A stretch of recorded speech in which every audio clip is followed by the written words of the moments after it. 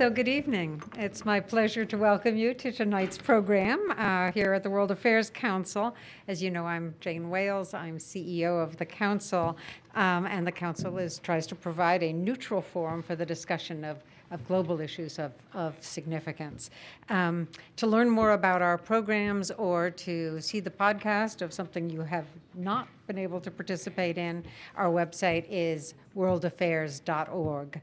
I am going to ask you all to turn off your cell phones and other devices so that we can move into the program.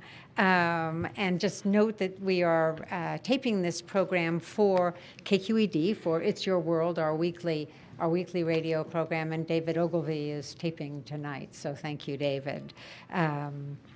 What we will do is hear from Administrator Clark, hear her remarks, and then we'll move to Q&A. And so I'd be grateful if you all would write down your questions on question cards in a really super legible way, and so I can take advantage of your good questions. It's now my honor to introduce tonight's guest. The Right Honorable Helen Clark has been Administrator of the United Nations Development Program since 2009. She is the first woman to hold that position and lead that organization. And not only does she lead the UN Development Program, she also chairs the UN Development Group. Prior to being named to UNDP, she served as the 37th Prime Minister of New Zealand, and you will recognize that in her accent. She's an advocate of cultural, social, and political development, always was. And under her leadership in New Zealand, the country experienced very significant economic growth, low levels of unemployment, high levels of investment in education and in health, and the adoption of a comprehensive program for climate change. So please join me in welcoming the Right Honorable Helen Clark.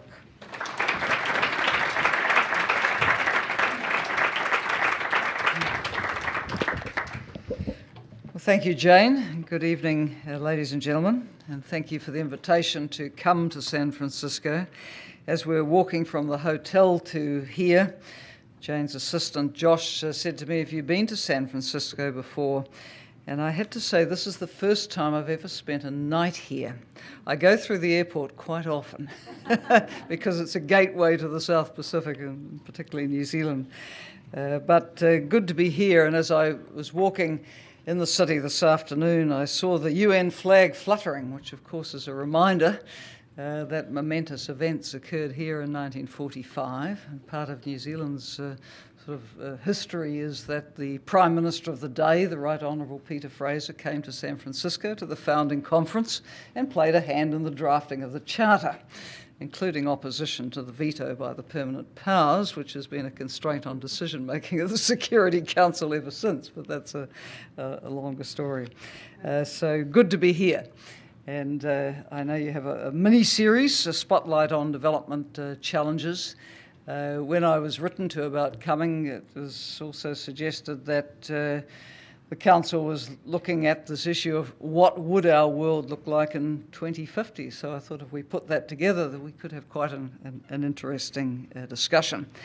And certainly at the UN Development Program, we're continually scanning that horizon. What are the big trends? What are the emerging issues and challenges? What are the drivers of change? How are we going to play a role supporting increasing human development within the boundaries that our planet sets? And I think it's a good time to be having this kind of discussion, because this is a year of major global events like Rio+20 in June, which I'll refer to as I go through, and also this major global debate and dialogue that's starting around how to refresh the global development agenda beyond 2015, which is the target date for the Millennium Development Goals. Where do we go from there? There's a debate raging out there with high-level panels and General Assembly discussion, and one certainly would want to hear voices from San Francisco on.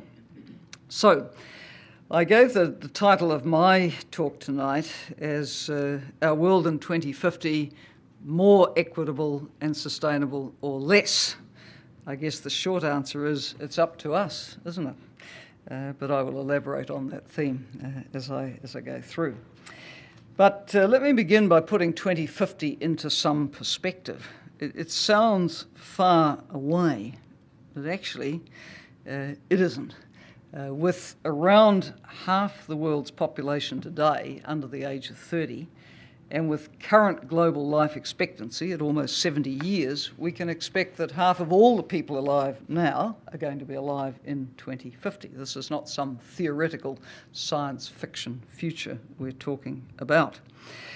Of course, even if 2050 weren't on our personal horizon, the responsibilities towards future generations of that time would not be any less compelling. And I refer to the definition of sustainable development developed by the Brundtland Commission of 1987. Sustainable development is about meeting the needs of the present without compromising the ability of future generations to meet those needs. And that definition has been very influential in the work of UNDP because it's based on a fundamental premise of justice, which is no one should be denied the ability or the opportunity to live a life they value because of any factor, could be gender, ethnicity, religious, whatever, and in this case, the generation in which they happen to be born.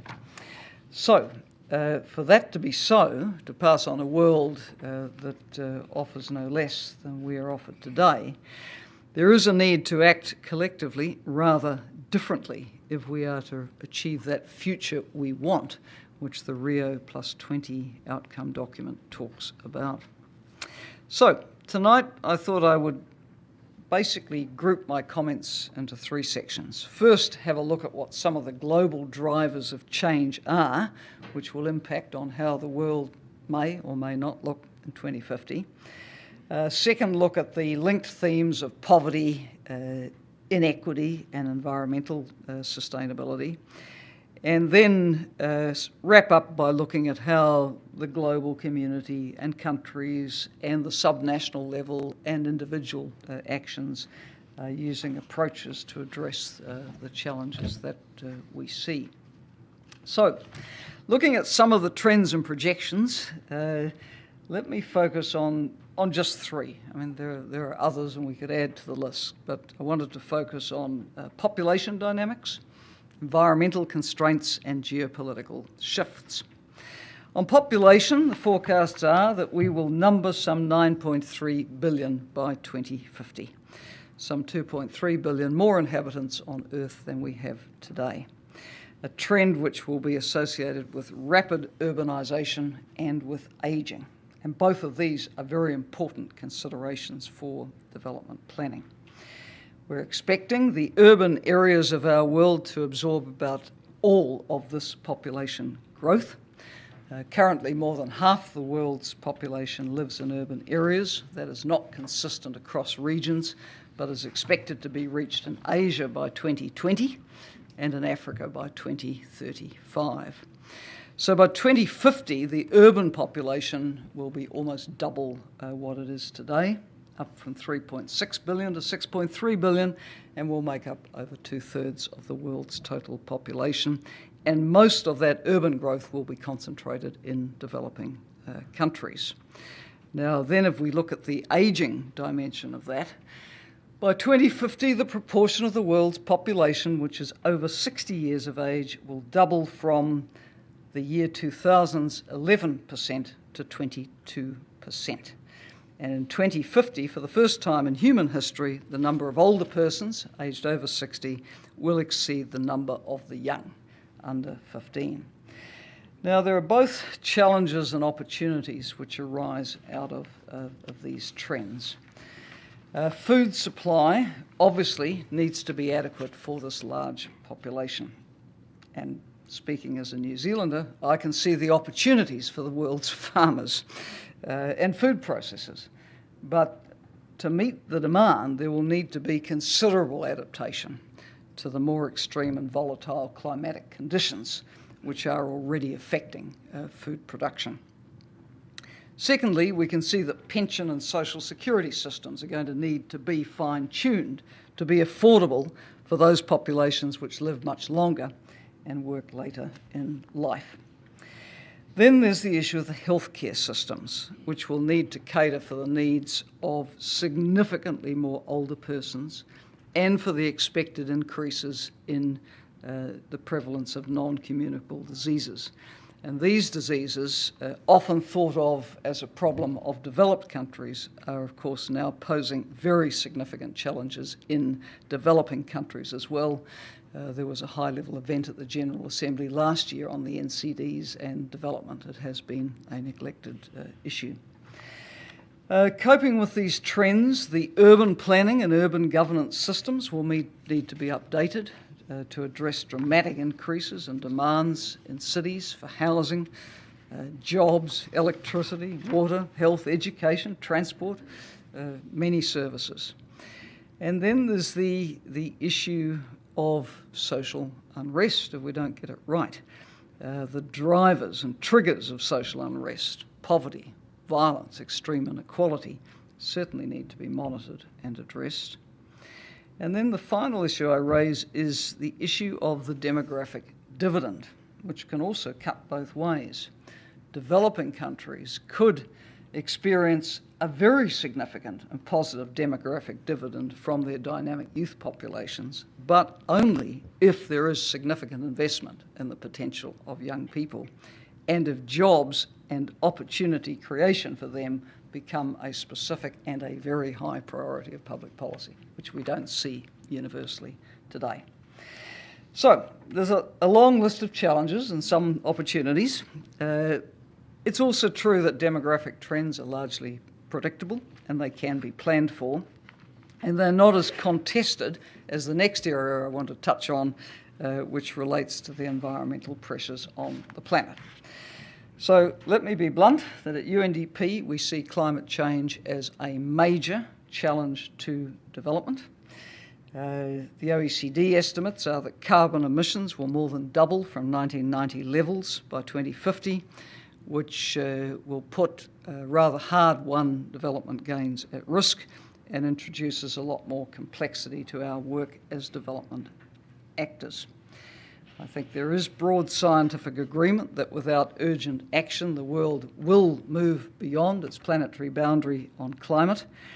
And we have understood for some time from scientists that an increase in temperature of more than 2 degrees above pre-industrial levels, and 2 degrees Celsius, would lead to irreversible and catastrophic change.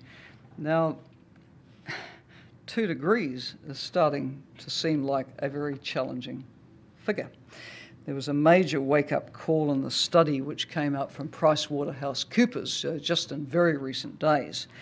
And it is using pretty much the same projection as the International Energy Agency, saying that the world is on track for a 6-degree centigrade rise in temperatures by the end of this century. And that to avoid that, we would need annual greenhouse gas emissions cuts of 5.1% every year per unit of GDP, which, to put the scale of this challenge in perspective, is 6 times greater than the 0.8% average annual cuts achieved since 2000. I mean, this is a huge challenge. So if 2 degrees was catastrophic and irreversible, what does 6 do to our climate? Now, the Intergovernmental Panel on Climate Change is saying that increases in extreme weather are already a discernible trend. This is not just, one extreme incident here or there, as we saw in New York and the Eastern Seaboard in the last week or so. It is a trend. And the impact of that is being felt on natural resources, on threatening food security and livelihoods, these much more frequent natural disasters from flooding to heat waves and droughts, and an increase in the incidence of natural resource-related conflicts both within and across borders. Now, from a development perspective, we have great concern that the people who are already the most disadvantaged in our world end up copping it again.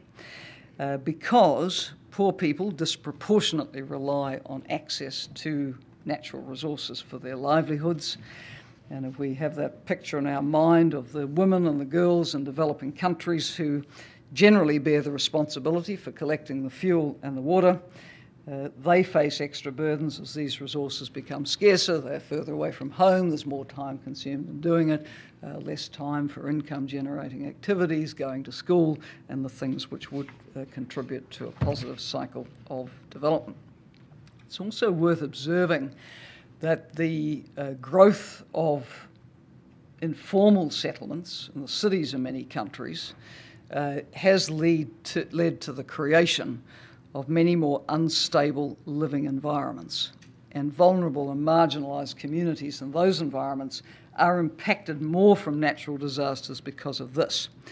I have in my mind the very vivid image of Port-au-Prince in Haiti, where the informal settlement neighbourhoods are precariously perched down these very steep ravines, what we would call a gully in New Zealand. Now, these settlements, obviously in many cases, were destabilised by the earthquake, but on a regular basis are threatened by very extreme weather. And I climbed down to the bottom of one of these ravines down the stairway a few months ago, and you see the latest arrivals in the ravine are basically at the bottom, and every time there's heavy rain, the water goes through their settlement. I mean, this is a really very, very difficult existence indeed. So, with the expected rapid expansion of urban communities by mid-century, the challenge for our cities is going to be even greater, with the poor continuing to carry this double burden of exposure to environmental risks, both in their immediate home environment and from these longer-term global trends. Now, let me say a word about a sort of third driver of change we see from globalization and our connectedness to each other, and from the shifts in geopolitical dynamics and geoeconomic dynamics which are going on, and then the role of the non-state actors, which I think is extremely important.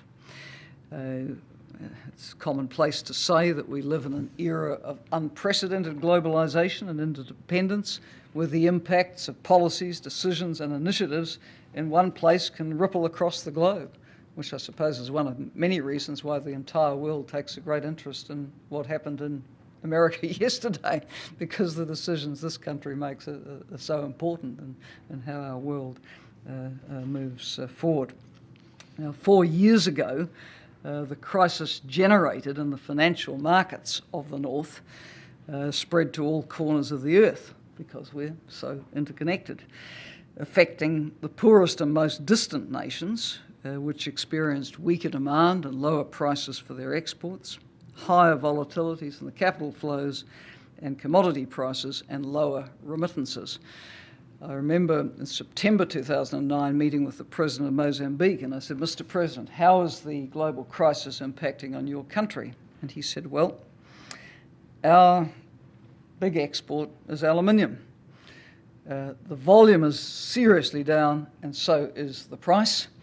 The other inward flow of foreign exchange that we have has conventionally come from remittances, primarily from workers in South Africa, and that's dropped off as well because South Africa is so affected by the crisis." So even a very, very poor country like Mozambique, which is not particularly integrated, we could say, into the global economy, feels the repercussions because its one big export gets hit hard, and the remittances that the families rely on get hit hard. Because the other side of globalisation and interconnectedness is the benefit side, in the form of new job opportunities and the spread of innovation and technology which can accelerate development.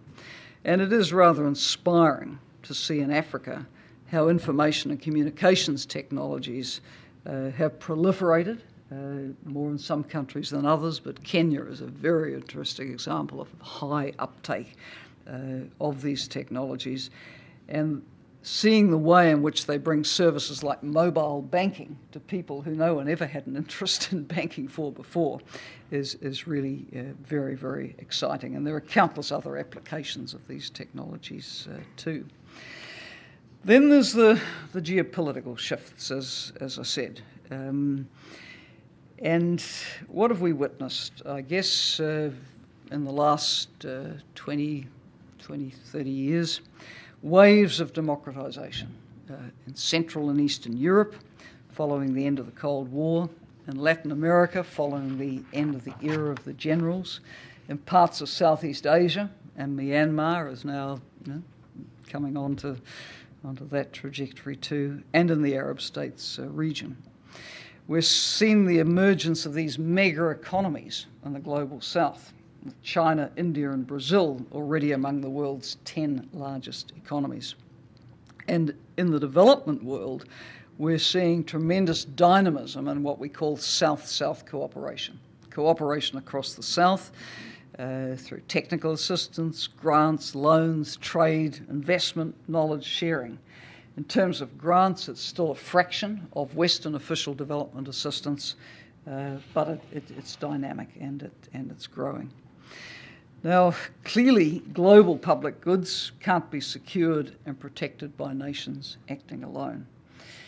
To deal with the kinds of threats and challenges we have, we need coordinated action, not only between countries, but also with these very important non-state actors across the private sector, which is increasingly interested at a global level in development, civil society, and the mega philanthropic foundations, and there are many associated with this country.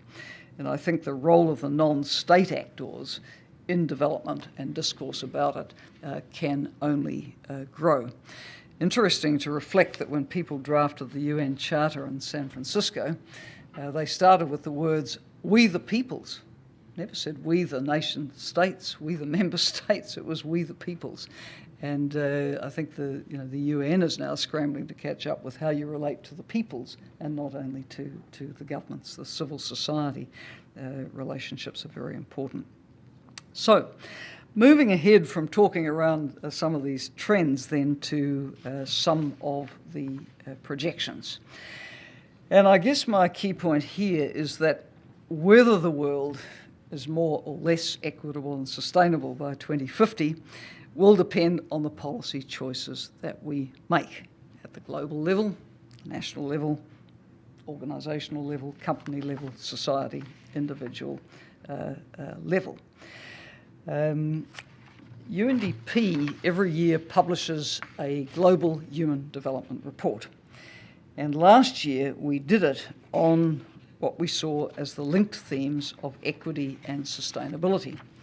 And we looked at precisely the future in 2050 and what it could be if you factored in different weightings around trends in equality, inequality, environmental sustainability, unsustainability. There were three scenarios constructed.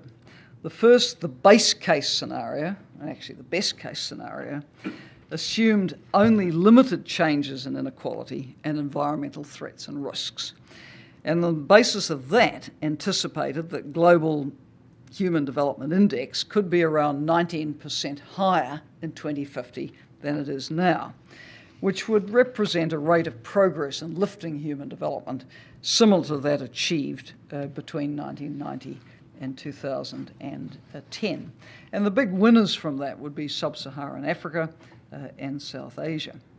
But the central message of the report was that this scenario was unlikely to materialise unless bold steps are taken now to avert future environmental catastrophe. Think back to my 6 degrees centigrade global warming scenario from PricewaterhouseCoopers, and unless we begin to reduce deep inequalities within and between nations. So then there were two other scenarios, kind of base case through to worst case. The middle case, the environmental challenges scenario, took into account the impact of global warming on agricultural production, challenges around supply of water, sanitation and pollution, and growing inequality and its consequences. and came up with a rather slower rate of increase for the Global Human Development Index at around 8 percentage points lower than the base case and 12 percentage points lower for sub-Saharan Africa. However, the more adverse environmental disaster scenario, which I often think is probably the most realistic right now, if nothing changes, amplified the magnitude of the impacts modelled and came up with a projection of the Global Human Development Index moving 15 percentage points below the base case scenario in 2050, with the most savage impact of that on sub-Saharan Africa and South Asia, and seeing human development progress in those regions actually regress, not just slow to a crawl, but regress, which is obviously extremely concerning.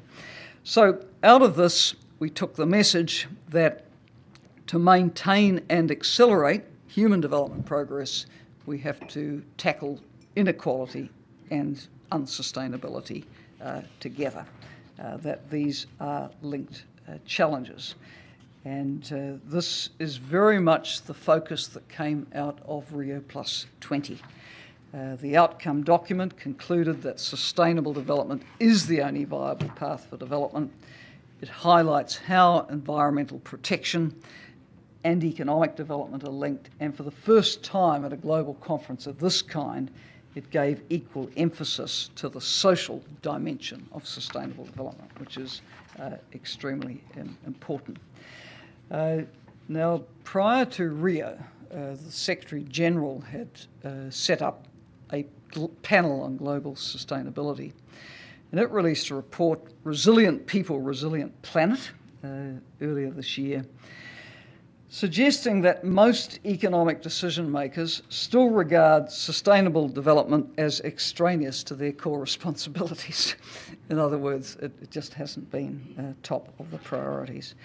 And yet, if we're looking at these trends, clearly things have to be done differently. And the longer you delay action, the more difficult it becomes to get good results. When you think of that projection again of PricewaterhouseCoopers, that we would need to have a rate of reduction of greenhouse gas emissions 6 times what we've achieved basically in the last decade, it becomes very difficult. On inequality and development, well, I think sometimes when we see debates around inequality in society, as in the recent Occupy movements, they're often framed or reported on as being essentially ideological debates and not relevant to development outcomes. That, I think, is very much contested now. And there's quite an interesting growing literature on how more equal societies actually do better on most aspects of human well-being, and that those benefits are accrued not only by the poorest but also by all segments of society. And I guess the Scandinavian societies are the best exemplars of that. In essence, and we have published on this theme at UNDP, we see more unequal societies where levels of trust and social cohesion are low, being less likely to invest in public goods and infrastructure, the kinds of investments which are so critical for the well-being of current and future generations. Joe Stiglitz had a wonderful phrase that growing inequality is the flip side of something else, which is shrinking opportunity. And that is a problem in Western societies as in developing societies. So as we think about this global development agenda post-2015, obviously our advocacy at UNDP is very much around elevating attention to tackling inequality and environmental sustainability together if we are truly to have this future that we want, which Rio+20 spoke about. Now, sometimes one asks oneself the question, if things are so challenging, why don't people act? And I think it comes back to policymakers and decision makers really often facing very short-term horizons. I mean, I've been in politics virtually all my life, Our political cycle was 3 years, not 4. So every 3 years you faced another general election. And it's very easy to slip into the shorter term thinking that goes with short-term cycles. But there are ways of overcoming electoral cycles and setting out a longer-term vision of where you want to take a country, the steps you can take in 3 years, the next 3, and so on. But it needs very, very deliberate strategies.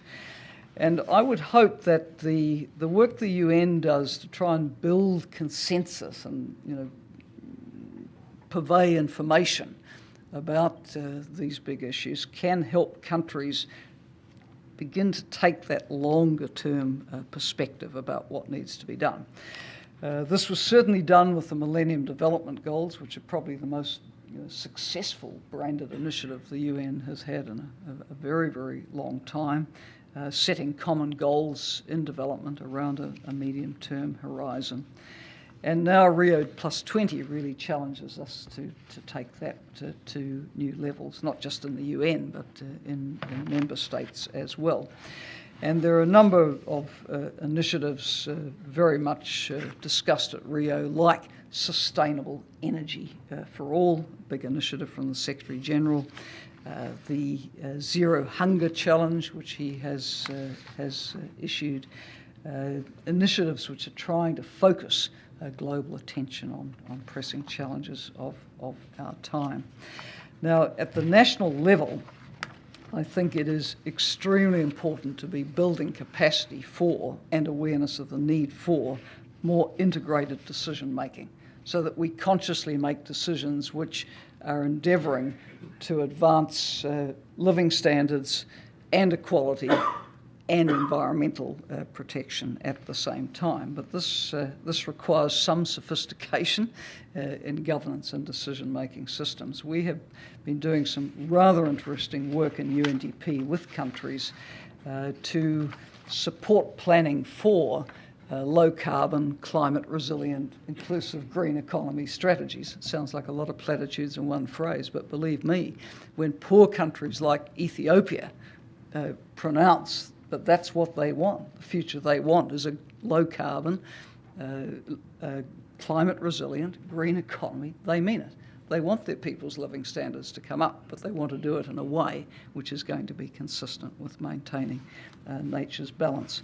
So part of our contribution has been not only to the design of some of these strategies and the flow-on action plans, but also to document them, talk about them. And we've published on triple wins for sustainable development, highlighting very, very interesting case studies of significant national initiatives which both raise living standards and promote equality, including for women, and are good for the environment. And there's a great deal that can be said about that. Now, international agreements and governments can do a certain amount, but unless you have engaged citizens who care about these things and keep the pressure on, of course, governments don't feel under so much pressure to act. I think the real achievement of Rio+20 was not the consensus achieved among the member states. Let's be frank, that was at rather a low level of consensus. The excitement of Rio was the mobilization of global opinion. The people who came representing the civil society organisations, indigenous communities, the major international NGOs, the subnational governments, and there's a lot of exciting work at state and municipal level done in this country, including right here in this state, the private companies prepared to make commitments. This was where the energy was, and we're seeing these pragmatic, multi-sectoral coalitions now around issues. I think that's exciting, and I think there is a groundswell for change out there. I think there's a very important role for the mega philanthropic foundations in building these partnerships. Venture philanthropy, if I could call it that, can certainly spur innovations and solutions around inequality and sustainability, which can then be adopted and scaled up by local communities.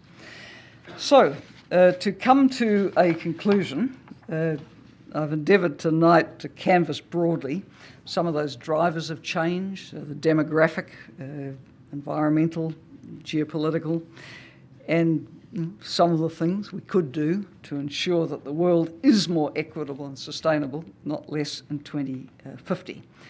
Of course, understanding the trends and applying sophisticated modelling can help us plan for the future. But ultimately, we need political will and leadership on these issues. And we need a good, strong push from the societies for that to happen. We do see successful examples of action for sustainability from every corner of the world, and I'm very conscious that I'm speaking here in the Bay Area, which is known as a centre of innovation and social entrepreneurship, and as a community which respects diversity of peoples and protects its environment. There's a lot to share out of California. And I certainly hope that San Francisco, birthplace of the United Nations, and an outward-looking city, an innovation hub, will very much be part of this discussion on how do we make the future we want, as defined by Rio. What should the global development agenda going forward from 2015 be to try and shape a better future for 2050 than some of the trends suggest it could be if we don't act? Thank you.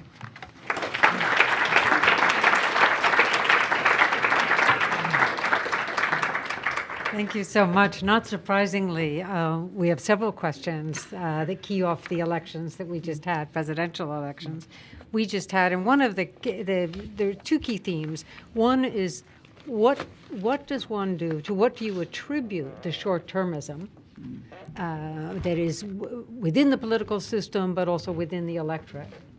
And how does one overcome that? And the second large question that fell in this category spoke to an issue you highlighted, and that's climate change. Questioners have asked such things as, explain to us the politics of climate change. This questioner notes that climate change was largely missing from the recent presidential debates. And asking whether you are seeing the emergence of a new consciousness or a new willingness to shunt hard issues aside. I think the short-termism relates to these short electoral cycles. I mean, I referred to our 3-year one in New Zealand, which I like to think we worked hard to overcome. But there is a reality. If you want to keep governing, you have to put your case every 3 years. And some of these big issues tend to slip down the agenda in that context because they require longer-term focus. In this country, every 2 years, your House of Reps people are up for election. Very hard to think long-term, isn't it? Because you're making those phone calls every day to raise money for the next election, which is coming down the track. Yeah, so I think it's around the political cycle. And then there's that calculation of are there votes in it? And I guess the brutal truth is there haven't been seen to be votes in acting on climate change in this country, or it would have had a much higher priority. However, I think now the cumulative impact of some of these really shocking weather events, it has the prospect of changing this. I thought, no one wants to comment on this in the immediate aftermath of Sandy because there's still people in desperate and dire need and hardship. But I think minds are turning to, well, what does this mean? What does this mean for how we live? What does it mean for how we adapt? What are the costs of this going to be? And I hope that out of it will come a reflection on what priority can be given in the US now to these issues. And I think with the second term, there's a chance. But I stress again, it needs a push from below. It needs a push from the community. I saw a rather interesting comment in the aftermath of Rio, where the international NGOs were very critical of the consensus reached by member states at Rio. And I understand that. It wasn't a high level of consensus.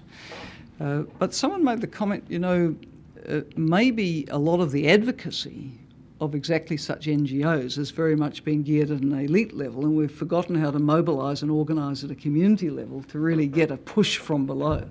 And my plea really is for the world's peoples to push from below, put the pressure on leaders to act on these issues. You know, we've seen mass movements come and go before around very important causes. Why not this one?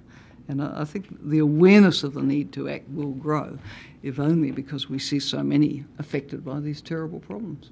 And do you see you seem to be speaking right now to breaking an international deadlock, in essence, and through an international process. Do you see OECD countries lagging behind in the sense that they are immediately concerned about their fiscal crises or their the crisis, the economic crisis in Europe as well? Well, there's a couple of points to make on that. Firstly, you know, times are tough. Times are tough here. Times are tough in Japan. Times are tough in a great deal of Europe. So when times are tough, it's tempting to see issues like a transition to a green economy as somehow a luxury to be debated. But actually, you could turn that round and see that transition as, in itself, helpful for longer-term and sustainable recovery. Because if you commit to that transition, it will spur investment, it will spur innovation, it will create new jobs, products, technology, services. It can be part of the answer to the economic doldrums as well as to the environmental crises we face. So I think it's important to advocate for seeing that solution. Now, the second point to make is that the European Union has been quite a standard bearer, I think, on some of these issues. Not without tension internally. There is, some spectrum of opinion between newer member states in Central and Eastern Europe on these issues versus the Western European nations. But what is very clear is that on climate change, for example, heroic emissions reduction by Western countries alone won't solve the problem. It needs action much faster in the emerging economies as well. And now the talks on this get bogged down over common but differentiated responsibility. And the principle is that the developed countries which have contributed so much to the carbon stock that the world now faces should make the biggest moves. I agree with that. It doesn't mean others don't have to do anything. Others have to also commit to a different path. Now then you come to the issue of money, and it's interesting how often problems are solved by money. So money's put on the table for adaptation and mitigation. Yes, we will get more action. But of course, we're asking for money to be put on the table at the very time that the traditional donors are most hard-pressed. So that's a conundrum as well. There's another climate change conference of parties in Doha in the next few weeks, which I will go to. And really, we need to see more of the colour of countries' money on the Green Climate Fund. There was a commitment by developed countries at a previous conference of parties to $100 billion per annum, extra and additional finance for climate change adaptation and mitigation by 2020. We're not seeing anything remotely like that at the moment. And so it is going to be harder to get the commitment to move from developing countries unless there's more movement there from the developed ones. Of course, we want developing countries to have the energy they need. Yes. What role will shale gas play in that equation? I know we want to get away from fossil fuels, but what does this new availability do to that equation and that thinking? Yeah, I don't pretend to any expertise on that. I mean, I must say my own preference would be to see very, very heavy investment in the renewable technologies, the solar, the wind, the battery power, the tidal, the hydro, etc. That's where I think the longest term benefits are. But I can see countries looking to the prospect of the shale gas as a way through. But And you are back to that short-term, Yeah. long-term Yeah. dichotomy. Yeah. Talk a little bit about the emerging economies. You've got countries like China and India, Turkey, Nigeria, South Africa, Chile, Brazil. I mean, countries all around the world that are experiencing extraordinary economic growth. That growth is not always broad-based. It isn't always resulting in inclusive development.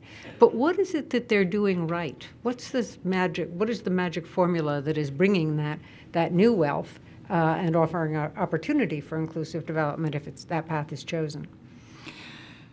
Well, the growth's coming off a lower base, obviously, of total income than in our own countries. So, you know, the kinds of growth rates that you will see in China, you know, it's slow at 7.5%, isn't it? And they really need 9% to keep up with the needs of their population. But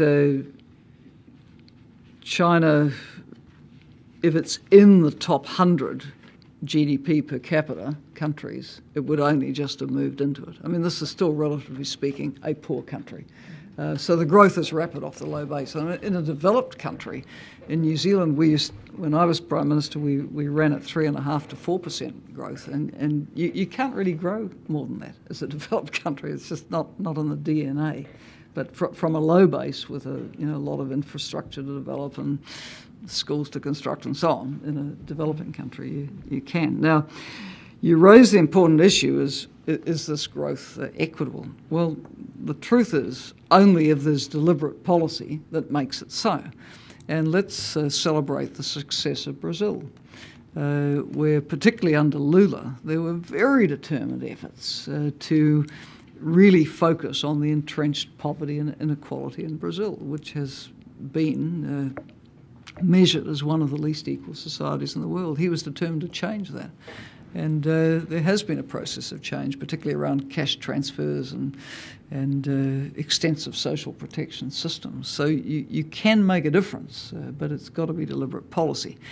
In China, it's interesting to see the debate now as China goes through its 10-year leadership transition. What are the problems the new leaders are going to have to deal with? Well, one of them is inequality.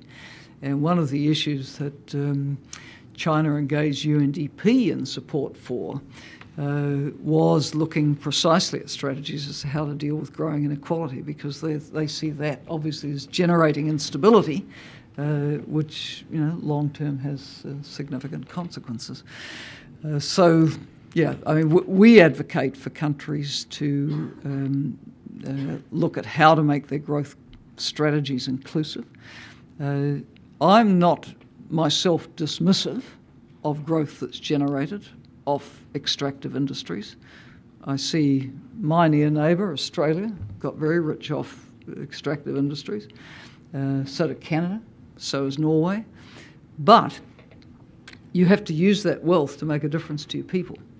And a lot of the growth we've seen in Africa, that wealth hasn't been used for those purposes. It hasn't been used to be invested back into a virtuous cycle of development, education, health, infrastructure, jobs, opportunities, and so on. You need public policy for that. Now, I think, hopefully we've gone through the era where the state and public policy was thought, to be old school. It's absolutely critical to creating the equitable and sustainable societies of the future. It's interesting that you bring up Brazil, because there's a case where there had been a high degree of tolerance for inequality, and so a normative shift had to happen. Or you say, I'm going to reject something I have just seen as a fact of life. And then, of course, China, there's very low tolerance for inequality, and so this worry about instability, political instability. This questioner asks what role you see by non-OECD countries, donors like China, like India, playing a development role internationally, globally. Well, the role they're playing is growing rather fast, as I said, although in terms of actual grants, as official development assistance essentially is, it's still a small proportion of the total. Now, there is a great desire in the OECD to engage the major South-South players in more of a global dialogue about development cooperation. The South-South players are kind of standing a little aside from this and saying, well, of course we're interested in what you're doing, but we have our own model and ways of doing it.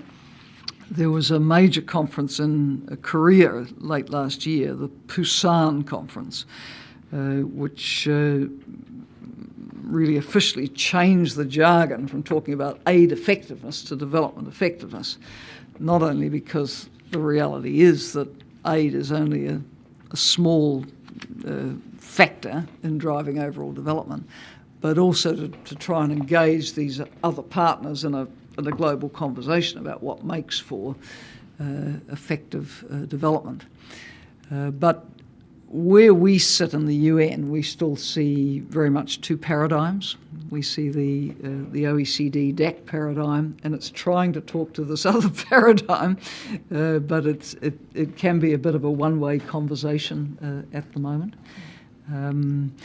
But what we also see is a number of the big players in the South-South cooperation wanting to work with us in setting up their development cooperation programs and trying to get some order in the national development cooperation effort. If you take, for example, Brazil, only a small portion of that country's South-South cooperation would go through its nascent development cooperation agency. A lot is going out through all sorts of other arms of the state, and they're trying to bring some order to that. So, we can help in some of those ways.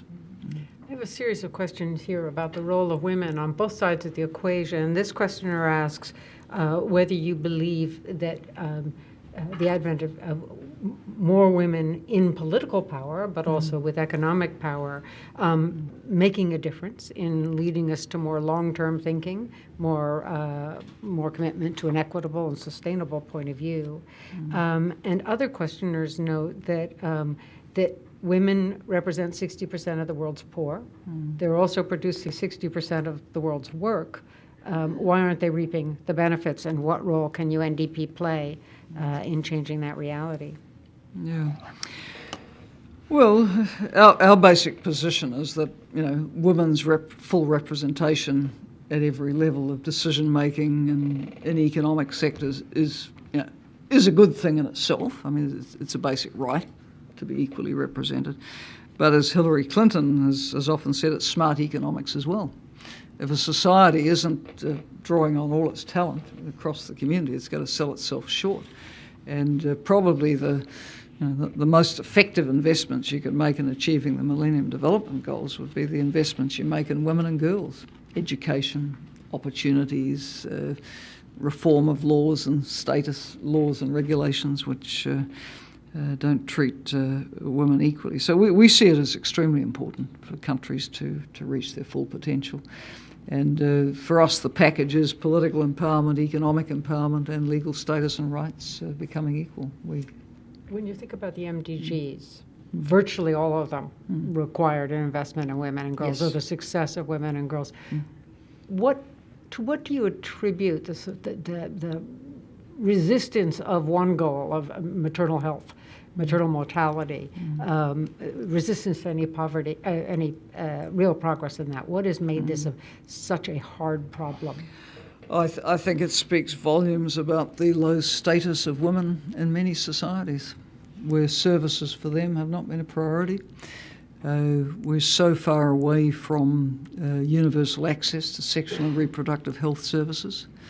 I go to a lot of countries where there are surveys of whether needs are being met in this respect, and it's quite common to see 30% saying, look, we'd like to access these services, but we can't get near them.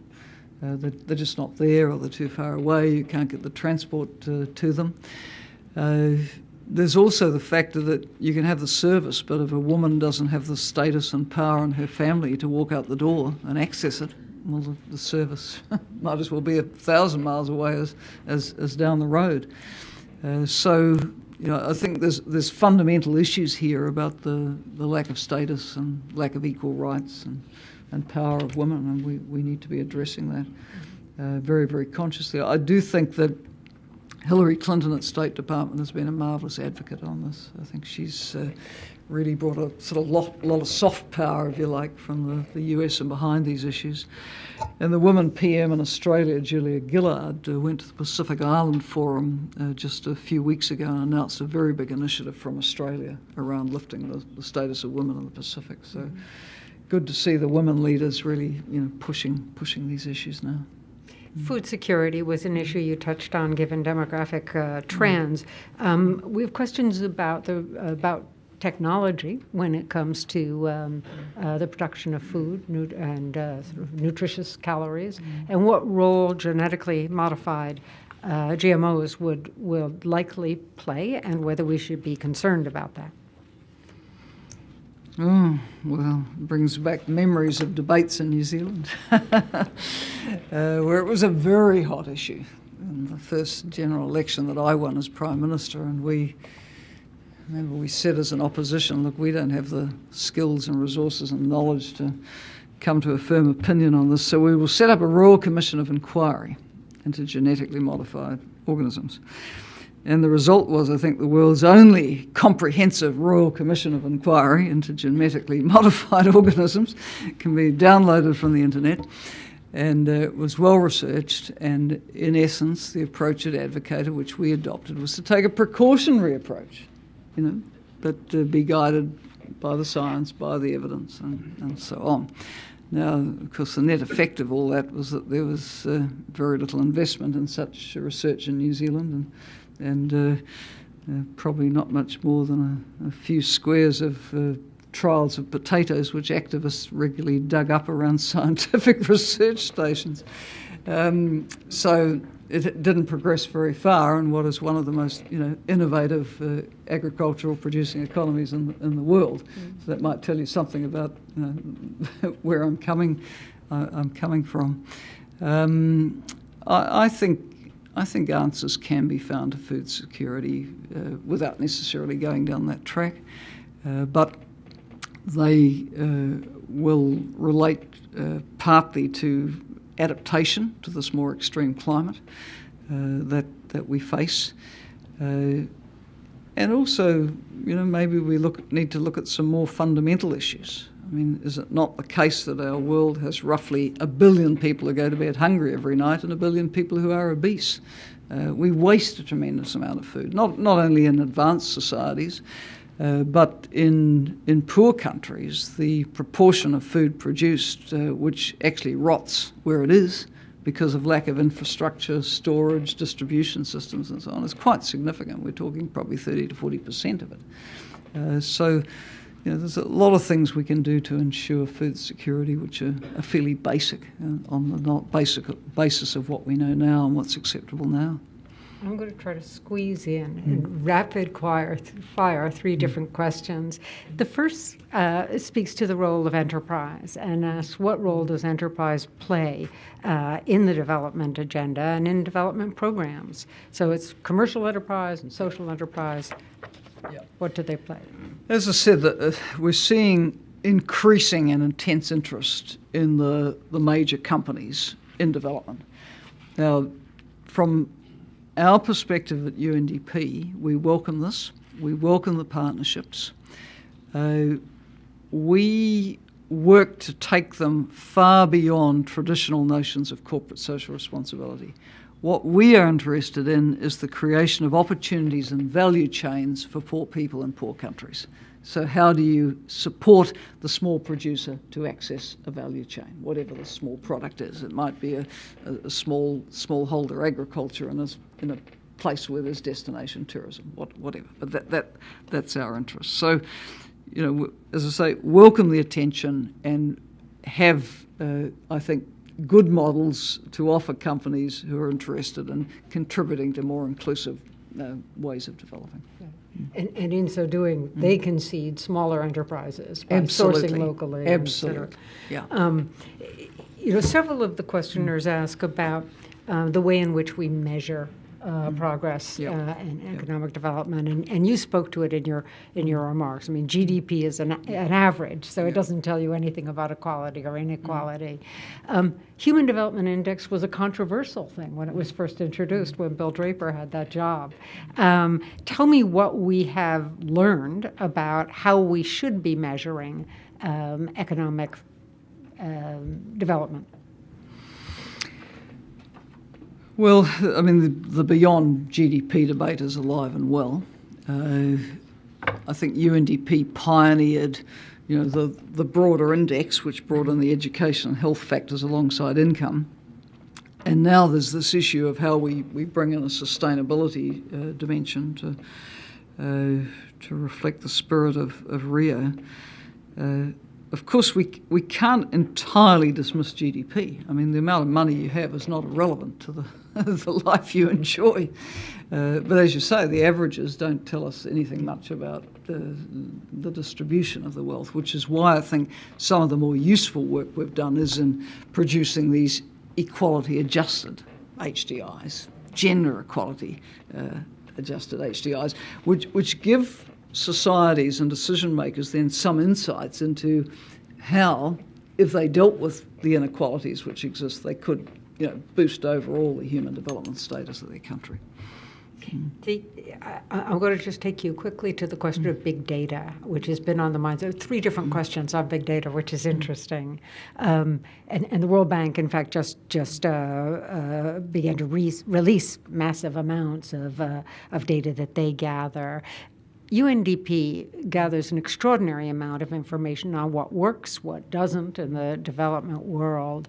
How might that data become more available in real time to other actors such as philanthropic actors, who want to make sure that their interventions are well-timed and smart? Well, I think the World Bank it was a great move to put everything out there, and we've also moved to put everything out there with the decision I pushed at our board, which it eventually took, to put everything we do on the internet, all our internal audit reports, evaluation, the lot. It's all there. Anyone who wants it can have it.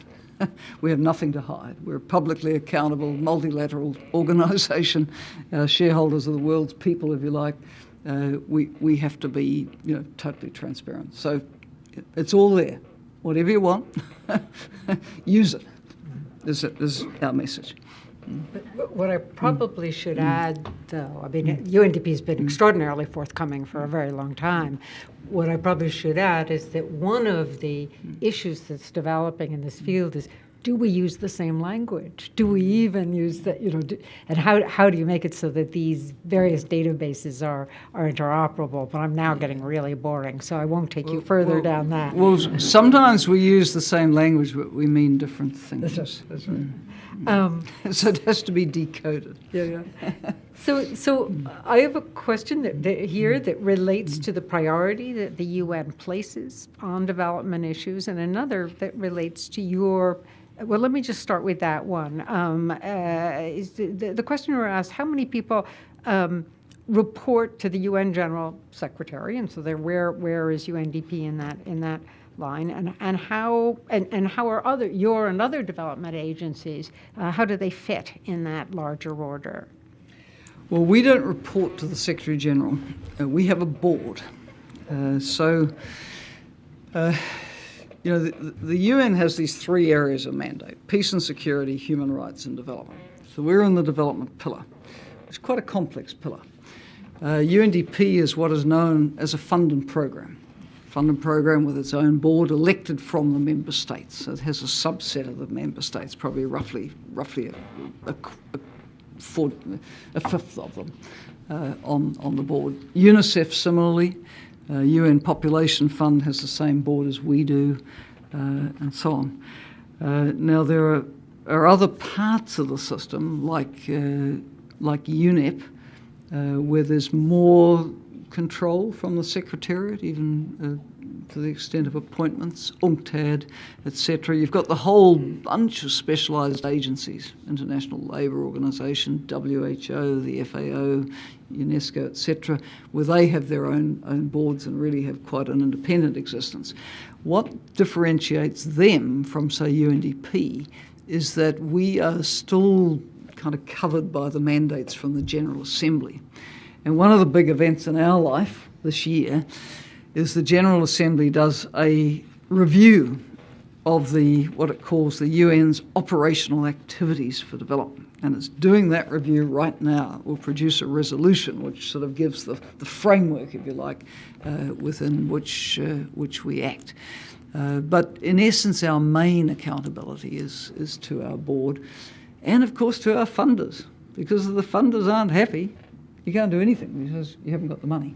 And then there's an accountability to the countries in which we work. We need to be responsive and accountable for doing a good job to them as well. We have a lot of accountabilities when I think about it. So when, unfortunately, we've come to the end, but let me just note 3 questions that I didn't get to ask so that when you come up and you speak to our speaker, you can ask these. One was, what will be the follow-on to the Millennium Development Goals?